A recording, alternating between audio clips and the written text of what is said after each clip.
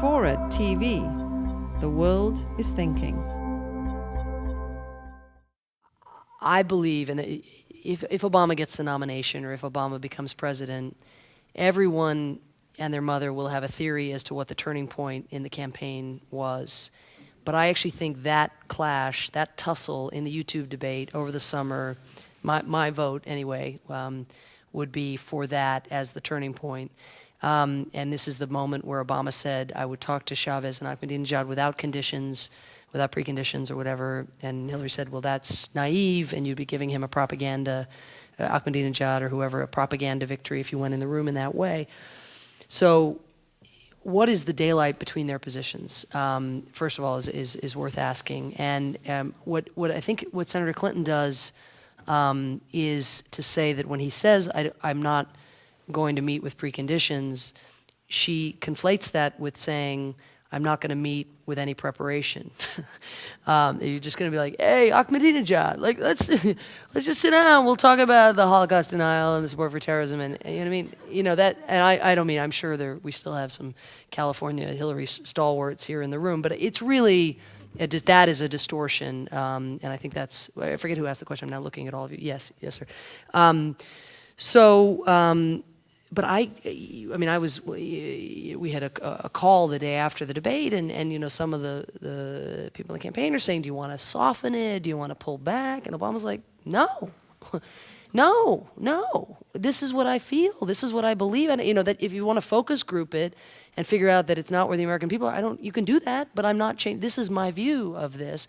And the view is rooted in a recognition that, or in a belief that talking to the United States is not a reward you get for good behavior. You know, it's a prerequisite.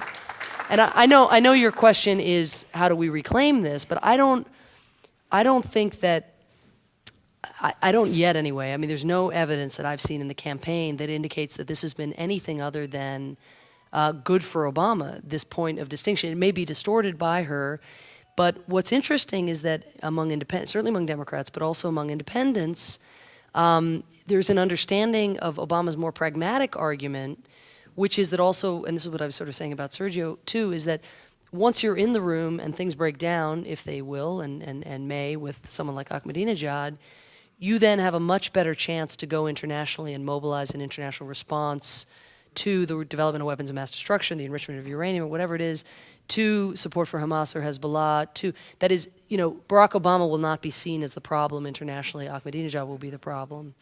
And that is one of the things if we go forward against McCain, most of these positions are going to have to be framed in those national security terms, just like arguments about why to close Guantanamo.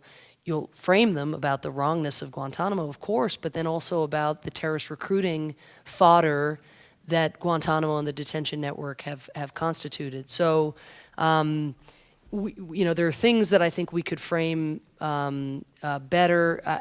The no preconditions thing, I think he has found a way, and you'll correct me in the signing afterwards if I'm wrong, but of owning this space in a way that's actually been quite advantageous for him.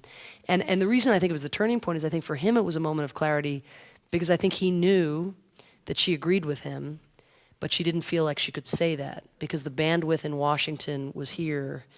And to him, that's exactly what happened with her in Iraq, that she knew better, but the bandwidth was here. She felt she had to, in order to be mainstreamed, and that may be giving her too much credit or too little credit, but I think for him it was, gosh, there are just so many things you, quote, can't say. And this kind of herd mentality that has led us down these garden paths, you know, we have to push back on it.